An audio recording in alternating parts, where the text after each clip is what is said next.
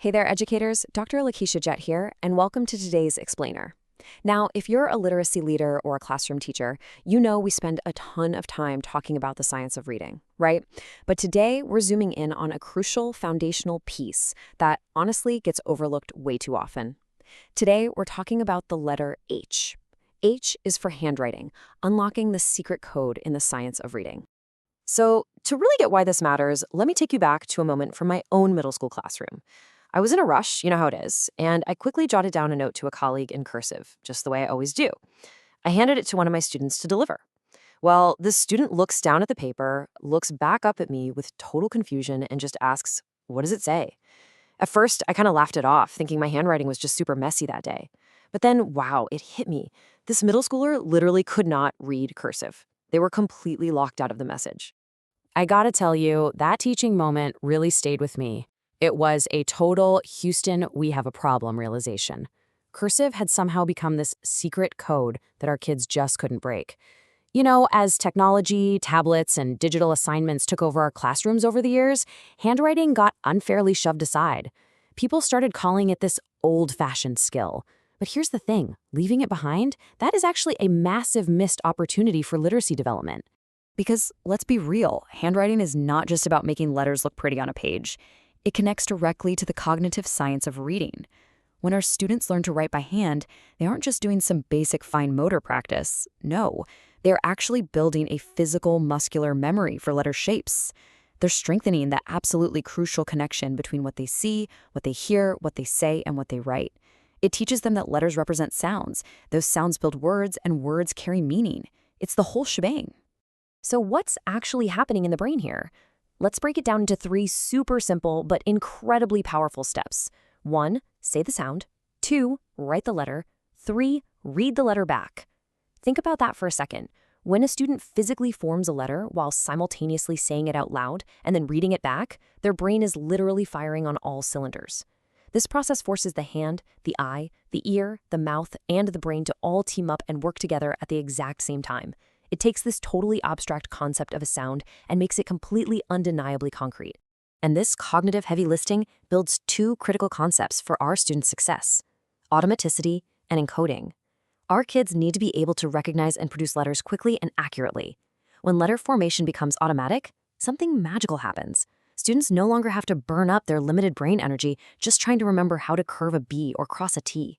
Instead, they free up all that cognitive space to focus on the good stuff, spelling, vocabulary, and the actual meaning of the story they're trying to tell us. Now, let's contrast our modern, high-tech tools with these foundational skills for a minute. When a student types on a keyboard or a tablet, they're really just clicking a pre-made letter, right? The machine does the work. But when they write by hand, they physically have to form that letter. They feel the movement. They reinforce the pattern in their muscles.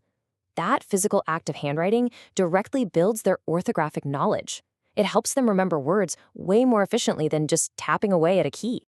And hey, let's talk about cursive specifically for a second, because it holds this incredible hidden value that goes way beyond just, nostalgia.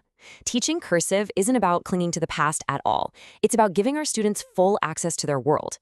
Think about historical documents, old family letters in the attic, or even just signing a legal document. Those are often in cursive. If kids can't read it, they lose access to that entire piece of communication. Plus, cursive is a real game changer for writing fluency. Because the letters connect, the hand just glides smoothly across the page, which builds a natural writing rhythm while simultaneously strengthening that fine motor development. So whether we're talking about manuscript or cursive, we absolutely cannot treat handwriting as some sort of leftover if we have time skill. Think back to that student of mine with the note. What we adults assume our students know is definitely not always what they've actually been taught. We cannot assume kids just know how to form letters correctly. We can't assume they can read cursive. And we certainly can't assume they magically understand how handwriting connects to reading. We have to teach it, explicitly, no shortcuts. Okay, so what does this actually look like in your classroom tomorrow morning? Well, here are a few highly practical, actionable steps you can try out. First up, explicitly model correct letter formation for your kids. Make sure you provide dedicated time for both manuscript and cursive practice. Connect handwriting directly to your phonics lessons, so when they learn a new sound, have them write it immediately. For the little ones, those young writers, try using small pencils. It naturally encourages a better, tighter grip. And most importantly, integrate writing directly into your reading instruction. They go hand in hand. I want to invite you to just take a brief moment of reflection right here. Ask yourself, how does handwriting currently show up in my own phonics and reading instruction? Is it just kind of isolated on its own, or is it truly integrated? And perhaps more importantly, how can you strengthen that connection this week? Seriously, take a second to think about just one small instructional decision you can make to bring the physical act of writing closer to the cognitive act of reading in your own classroom. To wrap up our explainer today, I really want to leave you with this final thought. Reading is fundamentally about language, sounds, symbols, and meaning. And handwriting? Well, that is the physical bridge that brings all of those amazing pieces together. Yes, our students need to read and type and listen, but they still need handwriting. Because sometimes the code our students need to break is not only found in a book, sometimes it's right there in a handwritten note. So educators, I'll leave you with this question. What step will you take tomorrow to ensure your students hold the key to that secret code? Thank you so much for joining me on this explainer. Keep teaching that code, and I'll catch you next time.